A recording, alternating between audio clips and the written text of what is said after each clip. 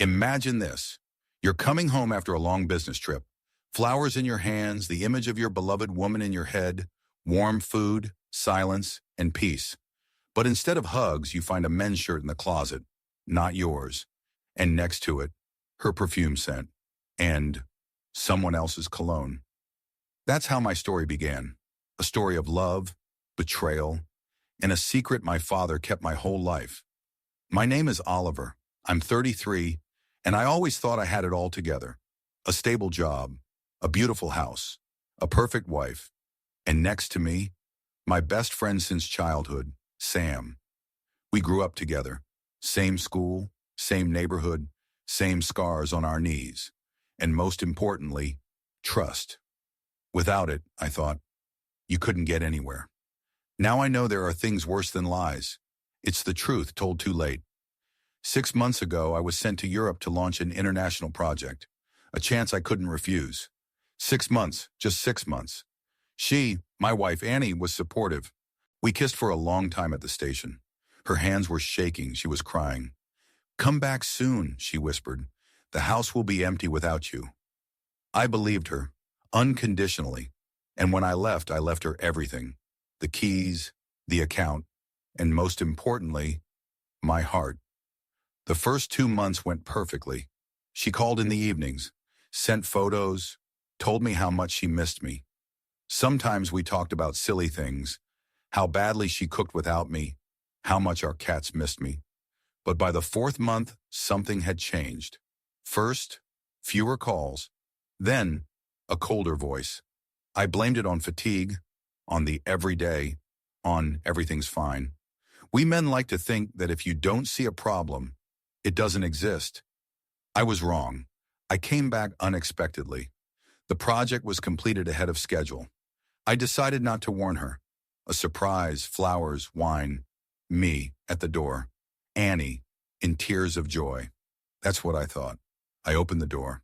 The key, as always, turns easily. It's quiet at home. I can hear the water running in the shower. In the kitchen, 2 glasses, one hers, the second with a male lip print. Not mine. And the smell. The apartment smelled different. Not her perfume. Men's cologne. Fresh, spicy, too intrusive. I went to the closet and found a shirt there. Blue cotton, not one of mine.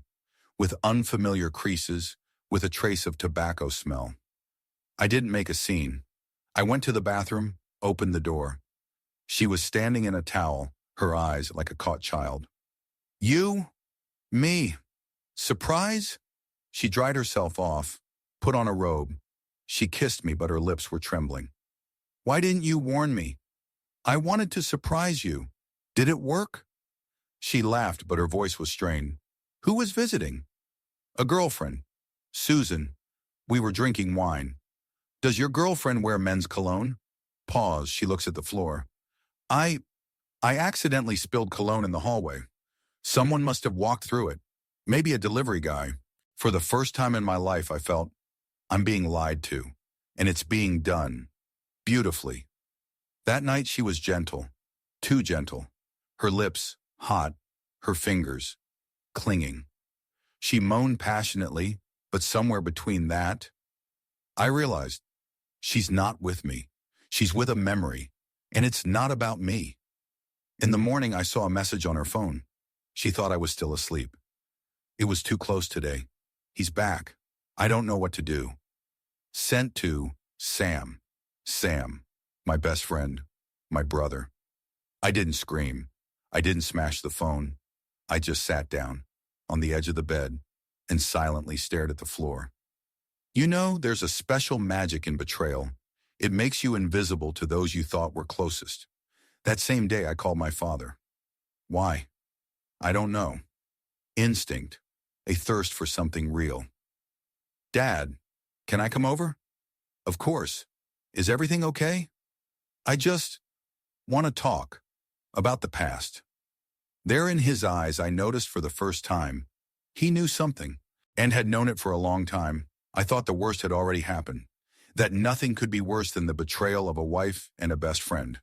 But I was wrong, because ahead of me was a truth that would make me not only give up on love, but also reevaluate my whole life from the beginning. What you thought was betrayal was only the beginning. My father lived in a house on the outskirts of town. Silence, the smell of apple trees in the yard, and the endless shadow of the old garage where I hid from thunderstorms as a child. I hadn't been here in a long time. Too long. He greeted me in silence. Just looked, as if he knew why I had come. Tea? Better. The truth. He nodded, went to the kitchen, took out an old kettle. Everything as always, only his hands were shaking. You say you want the truth, he began, not looking at me. But are you ready to hear it? Or do you just want to accuse? I think Sam is sleeping with Annie. You think? I've seen it, read it. I feel it. And what do you want to hear from me? Everything. From the very beginning. He poured himself some tea, sat down opposite me. All right. Remember your mother? I nodded. Mom passed away when I was 10. A bright woman, warm, a smile like sunshine after rain. She had a twin sister. I know. Aunt Linda. No? Another one. Before Linda. What? When you and Sam were very little, we had a shared tragedy. He took out an old photograph, black and white, 3 women, and a man, my father. He was holding one of them by the waist. Who is this? That's your mother, and that's Vera, Sam's mother. I looked at the photo and my heart was pounding in my temples. 3 women. Similar, almost indistinguishable. You were with her? Yes, and with your mother too. Dad? We love them both, in different ways. But Vera had Sam, and your mother had you. I jumped up. So, yes, you and Sam are half-brothers, from different mothers, but from the same father. From me, it was as if the ground had slipped from under my feet. Sam, my brother, my best friend, the one I called brother, turned out to be one. Why didn't you tell me? Because Vicky and I decided it would be better this way. Better for who? For everyone. We thought, let the children grow up as friends, without hatred, without jealousy.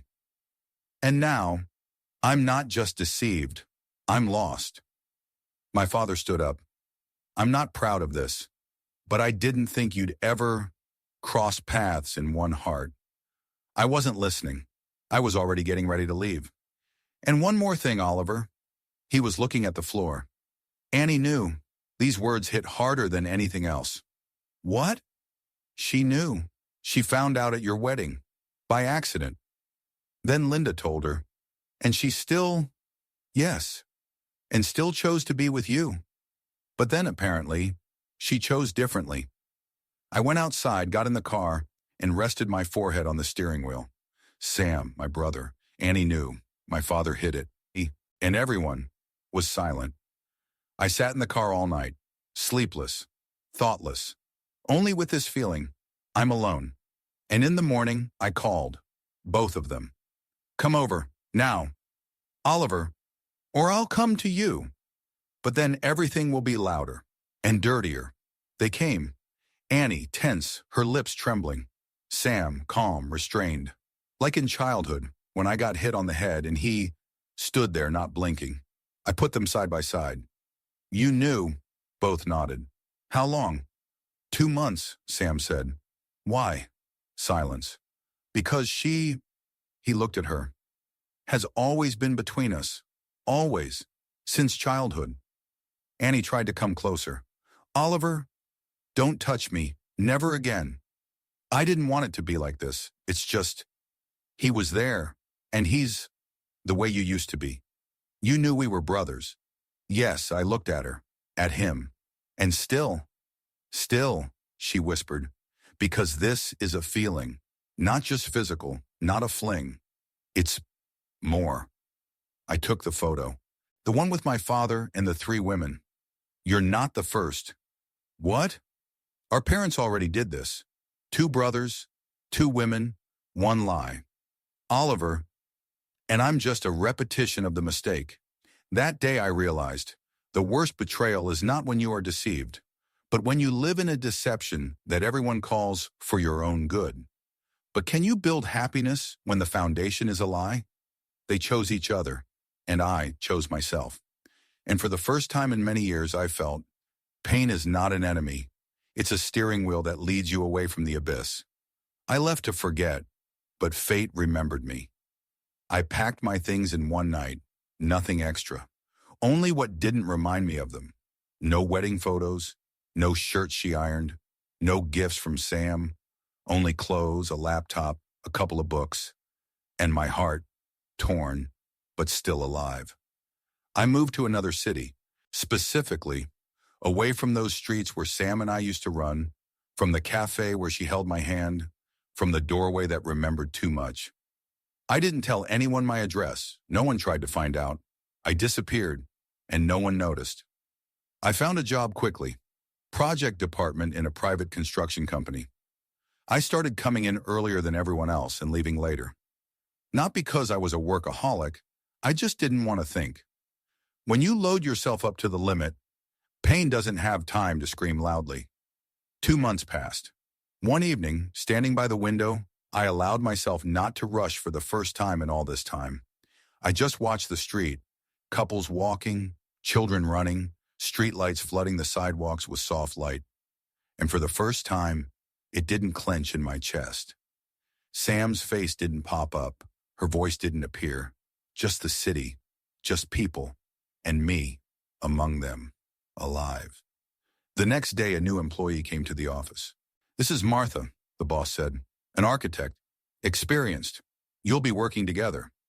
She wasn't one of those who immediately catches the eye, but her voice, calm, deep, with a rasp, as if every phrase is a morning coffee. We started working. At first, only work discussions, then coffee, casual glances, sharing music. Silence that doesn't weigh you down. She didn't ask, "Why are you so distant?" And that was salvation, because I was tired of explaining. And who needs someone else's story if all the main roles have already been played? In the 3rd month of our communication, I caught myself thinking, I'm waiting for her messages. I watch her tuck her hair behind her ear, and inside, it doesn't hurt, but it's warm. I didn't call it love. I was afraid of words. But one day she said, "You know, I don't pry into other people's lives, but I want to be there for you, even if you don't let me in." I was silent. Then I took her hand. "I'm not closing the doors. I'm just learning to hold the handle again." With Martha, everything wasn't like before. Not passion, not a flash, not madness, but Uri, and even fire, which doesn't burn, but warms. And just when I was almost starting to believe that the past was just a shadow, fate pulled me out of that illusion. Martha and I went to a conference, an architectural forum, an exhibition, presentations, a lot of people.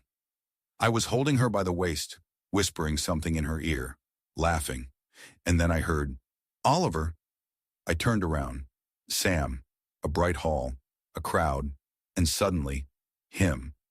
Half a step closer to the past I was running from. At first, panic, then anger, and then nothing. Just emptiness, as if it all wasn't with me. Not in this life.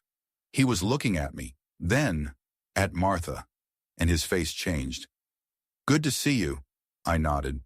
"I can't say the same," he nodded in response. "I understand. I wanted to leave, but Martha asked, 'Is that him?' 'Yes.' And," I sighed, "I don't feel anything for him anymore. No pain, no desire for revenge, not even questions."